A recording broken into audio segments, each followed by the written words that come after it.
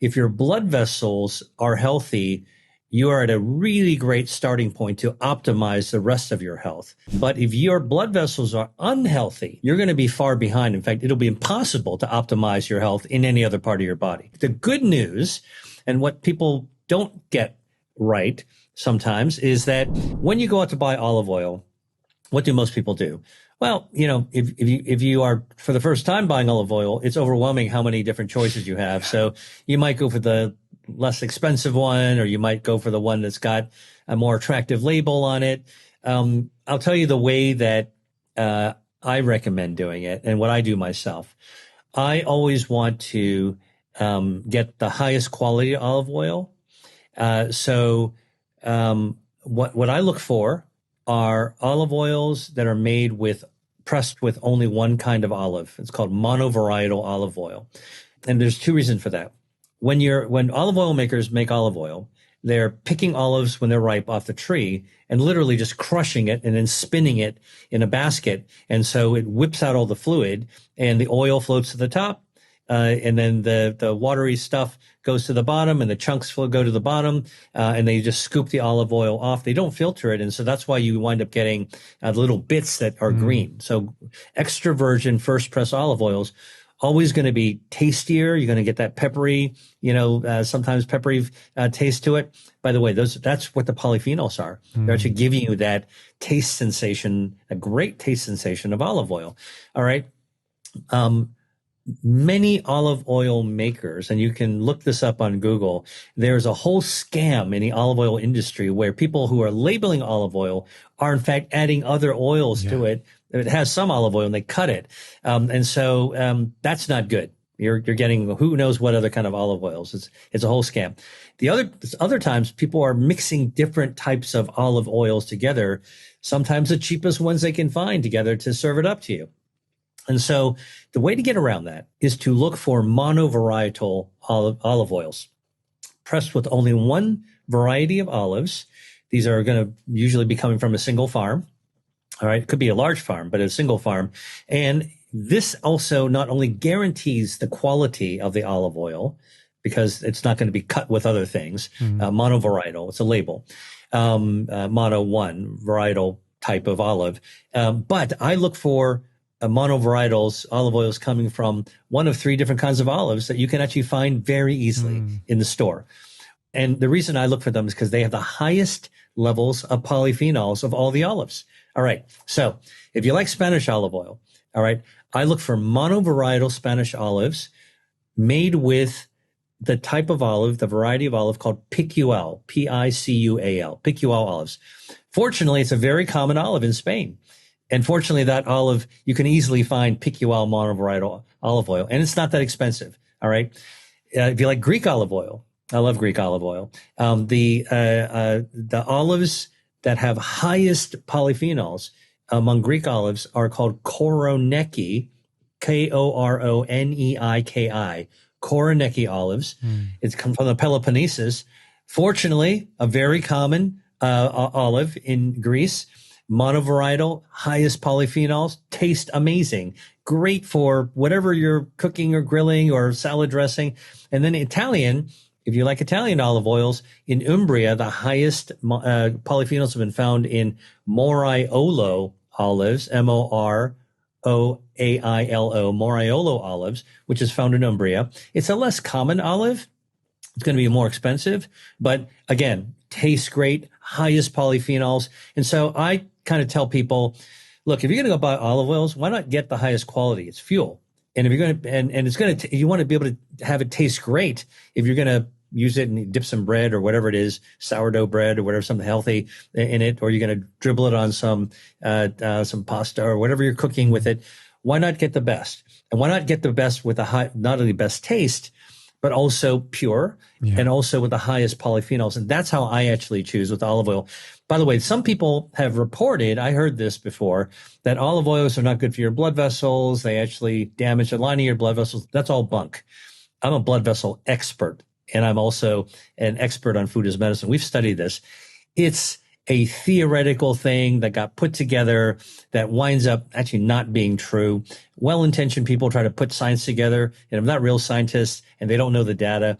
It's understandable how they may come up with it, but olive oil is perfectly fine. In fact, it's very healthy for your blood vessels, quite the opposite. Now, how much to eat?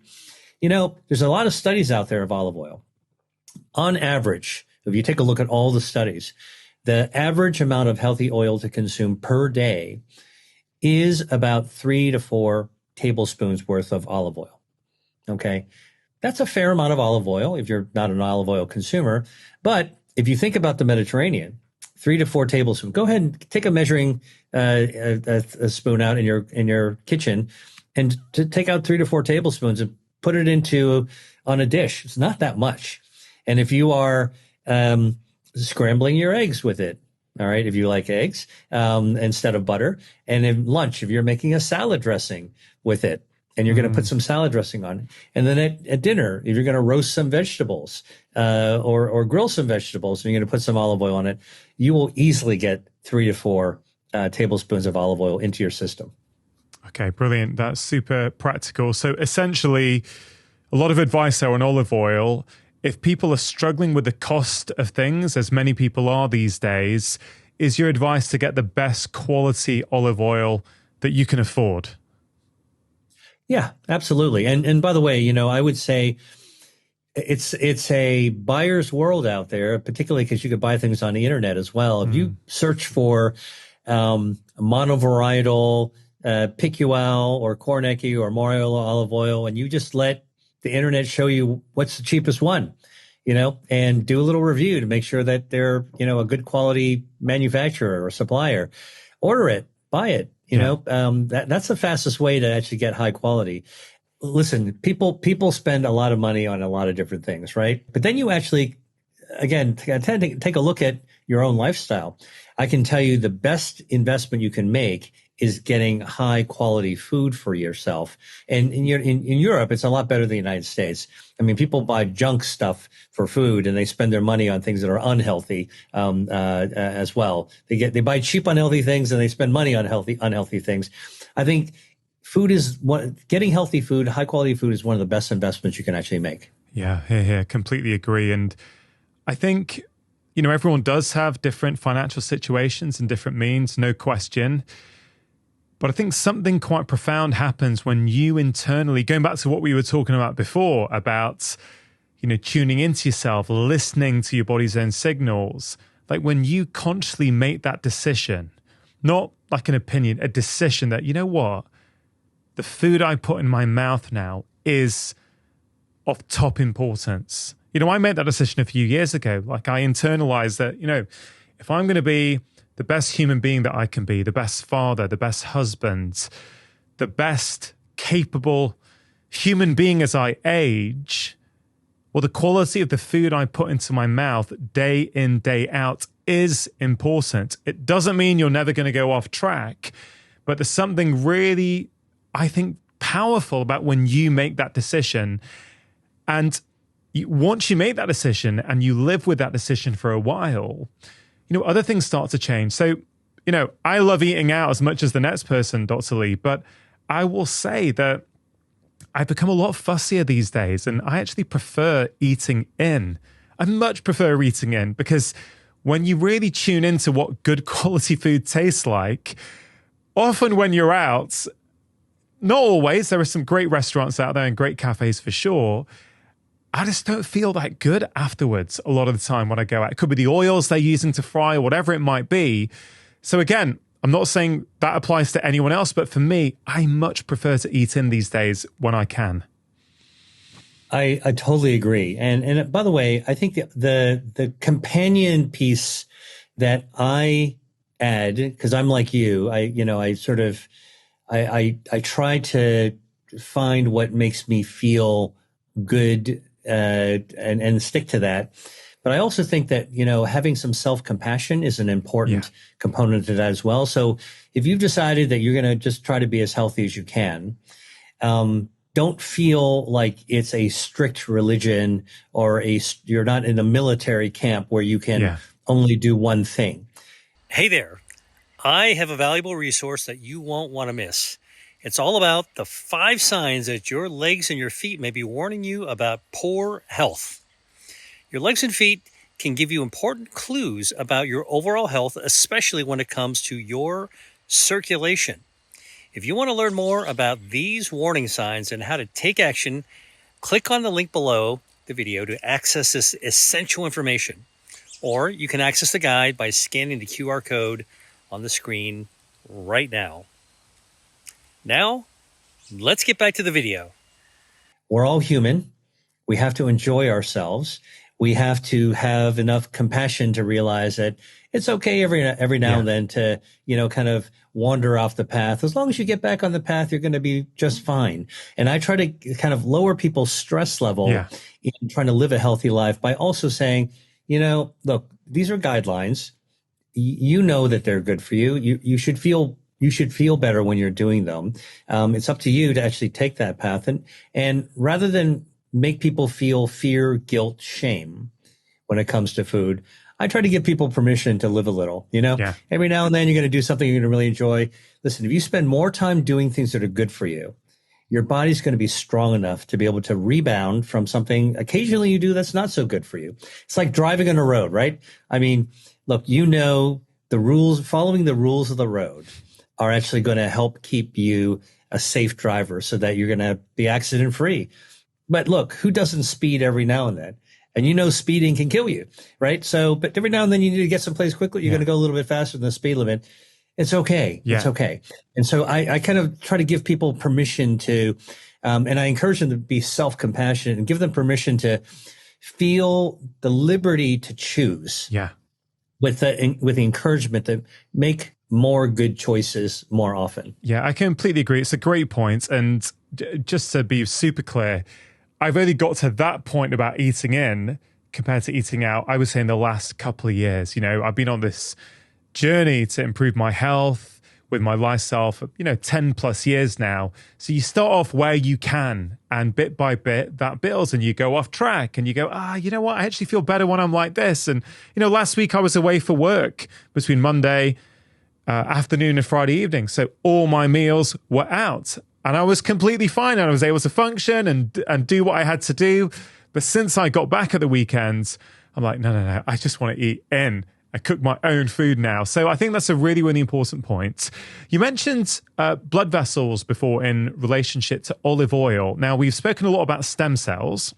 If we could just shift the focus to blood vessels, olive oil is a food that can help us with our stem cells and help us with our blood vessels. Let's just set the scene again like we did with stem cells.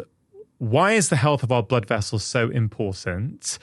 What do we get wrong when we think about blood vessels? And then how can we choose specific foods that are going to enhance the health of those blood vessels? Okay, so I mentioned earlier, 60,000 miles worth of blood vessels are packed into our adult bodies. That is so extensive that if we were to pull out all the blood vessels and line them up end to end in your body, you'd actually form a line, a thread that would wrap around the earth twice. All right. And these literally are the highways and byways of everything, oxygen we breathe, the nutrients that we eat, they deliver to every single organ in your body. Really, really critical. And in fact, no matter what else you think about in terms of your health, if your blood vessels are healthy, you are at a really great starting point to optimize the rest of your health. But if your blood vessels are unhealthy, you're going to be far behind. In fact, it'll be impossible to optimize your health in any other part of your body. And this is true when you're a child. This is true when you're a young adult. This is especially true as we get older, like 40 and above. We need to start paying super attention to how well our blood vessels are functioning. Now, the good news and what people don't get right sometimes is that we think about our blood vessels as passive and like plumbing, and then they get clogged, they get narrowed with lipids or plaque or atherosclerosis, and this is what ultimately leads to a heart attack or a stroke or for, leg dysfunctions when you've got clogged arteries in your legs. My arteries are hard. You hear this all the time. Well, our blood vessels are anything but static. It's not just piping under your sink that if you keep pouring grease down the sink, it's going to clog up your sink, and then you got to call the plumber in to open it up with a wire. Nope, it's not like that at all. Our blood vessels are incredibly dynamic. And what that means is our body manages to maintain our blood vessels to try to keep them optimized all the time. Now, something that keeps our blood vessels healthy and dynamic is the inner lining of the blood vessels. Our blood vessels have a sleeve in it. It's like a layer of plastic wrap that is extraordinarily slippery. We call it the endothelial layer. If you think about like a garden hose, and you're to cut the garden hose in half and look down the middle of the hose, you're looking down into the hole. And if you were to actually take plastic wrap, the kind you would have in your kitchen, and coat the inside of the garden hose with the plastic wrap, so that when water is running through, that the water is slipping through, sliding through the plastic wrap. Now imagine in your blood vessels that same kind of wrap made out of living tissue called vascular cells, blood vessel cells. It's extraordinarily slippery. So slippery that I give the analogy of like an ice skating rink. If you've ever been a kid, gone ice skating, I don't know, many adults don't ice skate anymore, but if you're a kid, you might have had that experience. You know that when you get out on the ice and on the skating rink, it's really, really slippery. It's hard to actually keep your balance. All right. And that's what the blood vessels need to be, so that all the blood cells that are winging through our body, they don't stick to the walls at all. They just keep on going. You know, like there's like traffic direction. This way to your liver, this way to your eyes, this way to your brain. Okay. Now, you also know that if you're and by the way, if you've ever been ice skating, you know that after the ice is cleaned, there's a machine that will polish the ice between sessions in the ice skating rink. It's called a Zamboni. A machine. They drive over it. It heats the ice. There's a little brush underneath it that kind of polishes the ice. When the ice is new and newly polished, you could take a sweater, because it's a little cold in the ice skating rink, and you can throw it on the ice, and the thing will glide. Your sweater will glide. It's so slippery all the way across the rink to the other end. Now, after you have 100 people skating on the ice for a session, or after a hockey game, you know, where the players are really scuffing up the ice big time. All right. When you come off the ice, if you were to throw that sweater on it again, it won't slide. It'll just stick right to the ice. It'll just stay right there. So we just like the ice skating rink, you want your blood vessels to be really, really polished and smooth flowing. And if you don't treat your blood vessels properly, and there's lots of things that can damage our blood vessels. High amounts of salt, high amounts of sugar, high amounts of unhealthy saturated fats scrape up the lining of our blood vessels. That's like, that's the difference between being able to have the sweater glide all the way to the end of the rink versus having the sweater stick to the ice. Now, when you have blood cells sticking to the ice, that's not good when that ice is inside your circulation, because that stickiness can actually start to build up layers and layers and layers. And that's really how blood vessels get narrow. So one of the things your body tries to do is to use those stem cells we talked about earlier, and to try to repair those areas of the ice where like a piece might have come off, and smooth it out again, so we can actually restore that healthy layer. It's very amazingly dynamic. And when we need more blood vessels, our bodies can naturally grow them where they need to be grown, and then stop it when there's adequate blood vessels. And if there's too many blood vessels growing, our body can also trim the extra blood vessels so we don't have too many. It's like a landscaper that's looking at a golf course and maintaining a perfect golf course. Hey, there's a couple of patches that need some more grass. They'll actually put the seed in there and grow it right up so it looks perfect. And if if the grass grows too high, it'll just mow the lawn, so you wind up having just the right amount at all times. Not too few, not too many, just the perfect amount. That's how our blood vessels are maintained. That process is called angiogenesis. That's how blood vessels grow and stay healthy. Being an expert in this kind of vascular field, I wanted to set the scene early. Why do we die from heart disease? Why is it one of the leading causes of death in the world? Okay, well, listen, nothing happens without your heart. And so our heart is essentially the engine of our body. Our brain would be the computer system that now runs the modern car. If you want to actually be able to shift gears and do all this other kind of stuff, but the engine is really our heart, and every pump of our heart from the time that we were first formed. In fact, when your dad's sperm met your mom's egg, and you were just a ball of cells, of shapeless, formless cells, one of the first organs that forms is your circulation. You need blood flow everywhere. And then the heart begins forming right shortly after that to be that engine. So just like a car, when your engine is running healthy, you have a comfortable ride. You can get from point A to point B. And the people who take care of their engine more in a more dedicated fashion, if you're more aware of your engine and you want to make sure you put the right oil, you change your oil, and you're not trying to mistreat your engine, you're going to have a car for life. I mean, this is how the people that have been driving their car for, 15, 16 years, and it's still an amazing car. That's really how our heart is. And for the people who are, another topic that's really big these days is aging and longevity.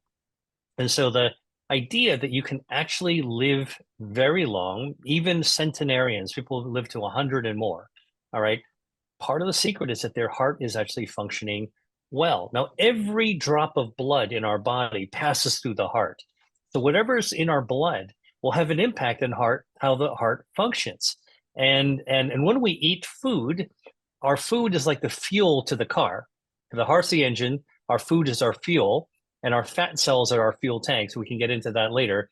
But the bottom line is that if you choose good quality fuel when you're filling up your car, you're treating your engine well. And this is where nutrition comes into play as well, because for too long, we've been unconsciously putting harmful, poor quality fuel in our body. And now some of this heart disease that you're, pointing out, that's really the number one cause of death around the world, is partly the result, the consequence of how we're not treating our heart well over the course of our lifetime, over our life's journey. We are not feeding, we're not putting the right quality of fuel into our body, and that fuel lines run the substances that we eat everywhere. And by the way, one of the things that that is really amazing is how fast this sort of food and environmental health and cardiovascular health is all coming together. Just a few months ago, a paper came out showing that the microplastics that are found in our environment, we breathe them, but certainly they're found in our water bottles, right? Who hasn't gone on a for a hike and or gone on vacation or get on an airplane and you are given your plastic water bottle and you just suck it down because you're supposed to drink water every day? Well, it turns out we now know that billions of plastic particles are shed into the foods that we eat and the beverages that we drink, and they get into our bloodstream. And the study that I'm referring to was published actually late last year. Cardiologists and neurologists studying people with blockages on the vessels, the blood vessels of their neck, found that those arteries with the plaque, that's the narrowing, the fatty plaque that narrows our circulation and to set up for a stroke and to set up for a heart attack, that those plaques can be embedded with plastic, like little pieces of plastic particles. And the research stunningly showed that for the first time, we now know that people who have the plaque, which is not good by itself, related to diet and lifestyle, plus the plastic and the plaque was associated with a 4-fold increase in the risk of developing a heart attack or a stroke.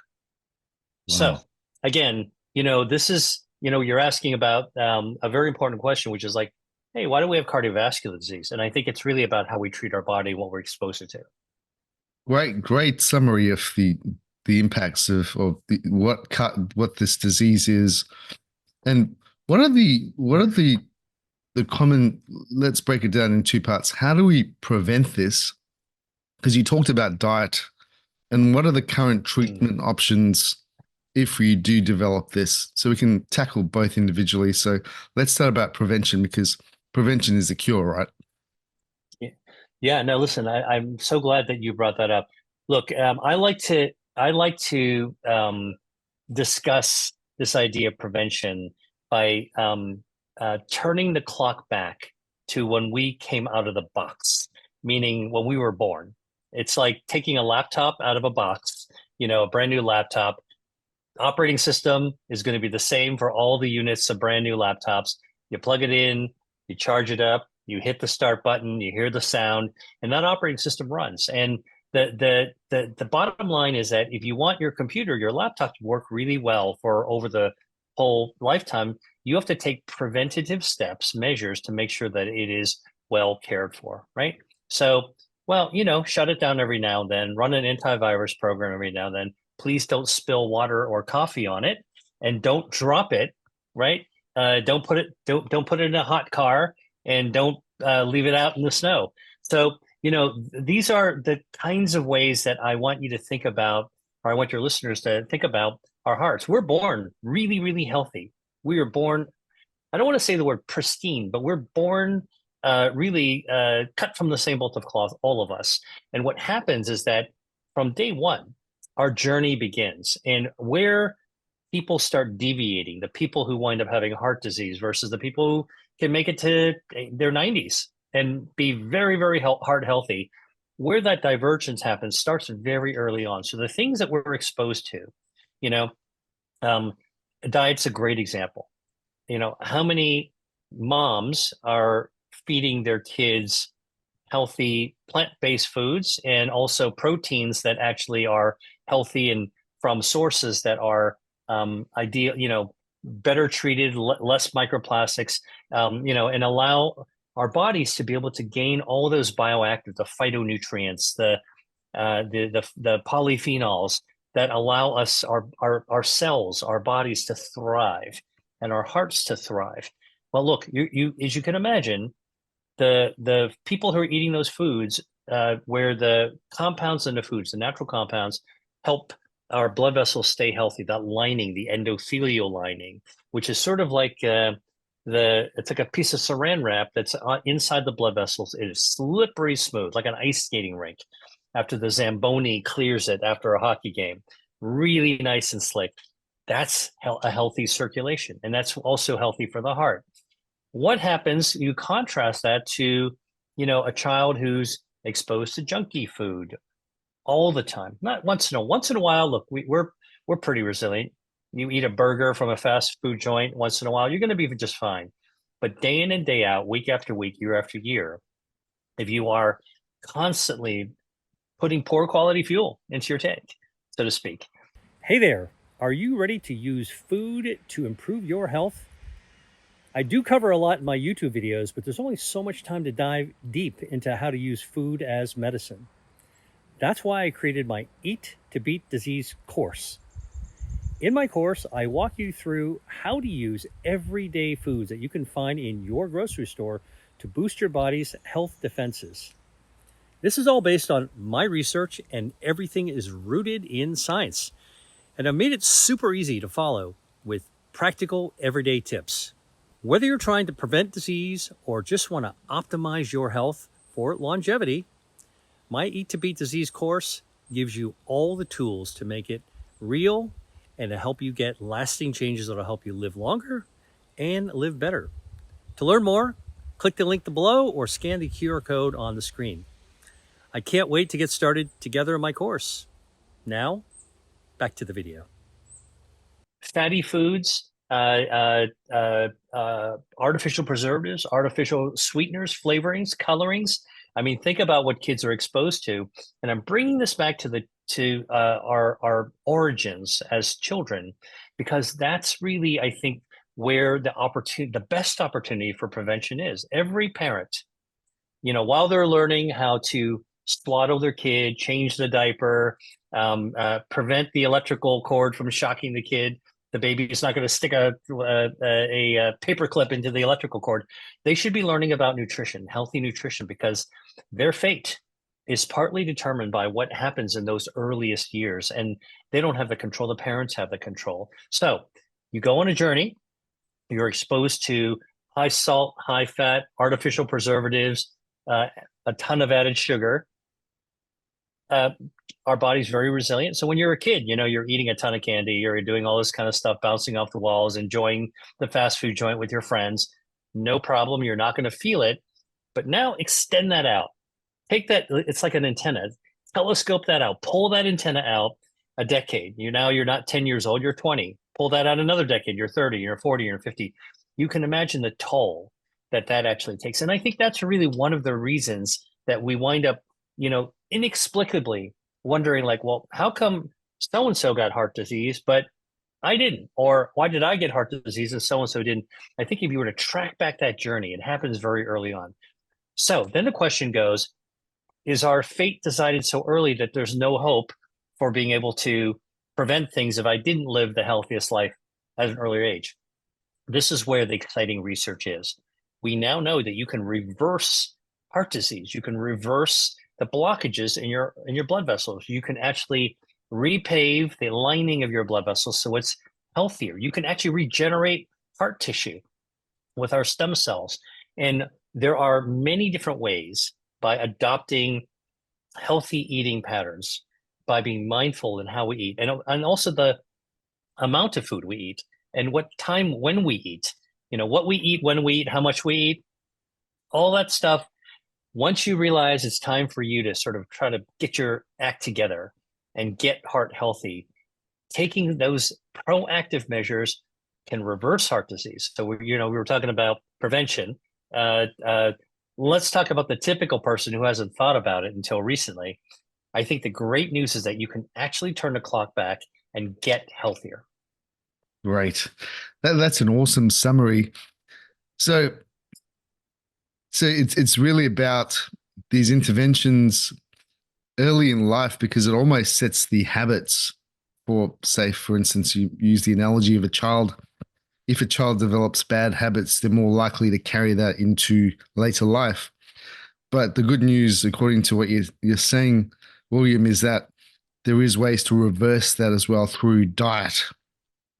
So before we go to diet, let's talk about the conventional approaches, because I think if someone's developing heart disease, the medical approach most likely is going to be some sort of statin type of drug. So why do doctors prescribe these statin drugs in the first place?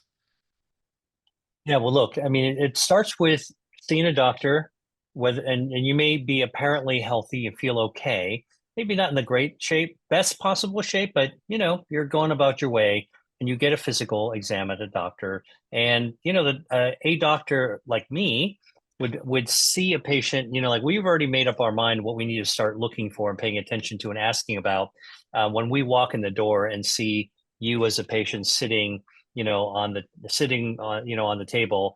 We've already in our minds already started to think through what are the areas that we want to probe on your behalf to be able to see how we can assess where you are and how we can get you healthier.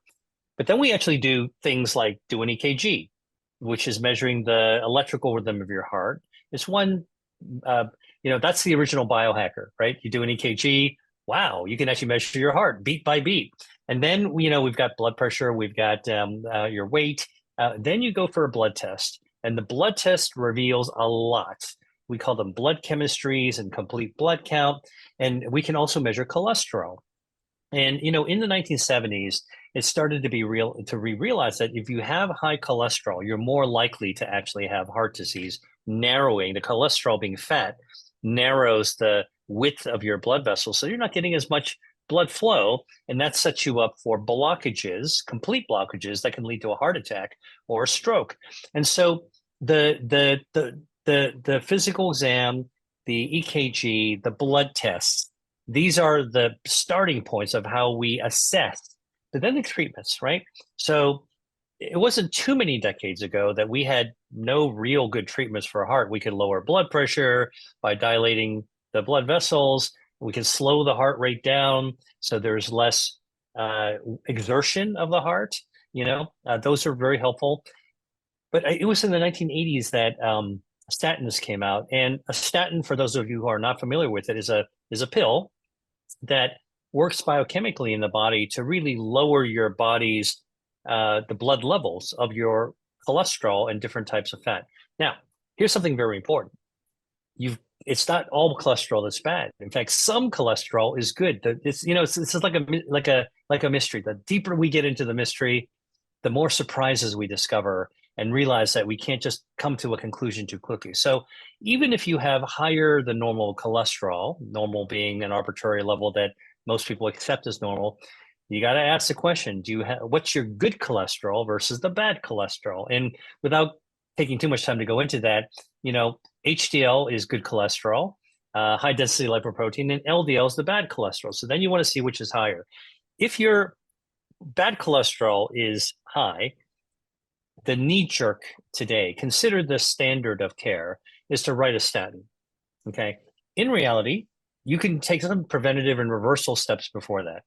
You can do exercise, you can go on a high fiber diet, you can cut down saturated fat and salt.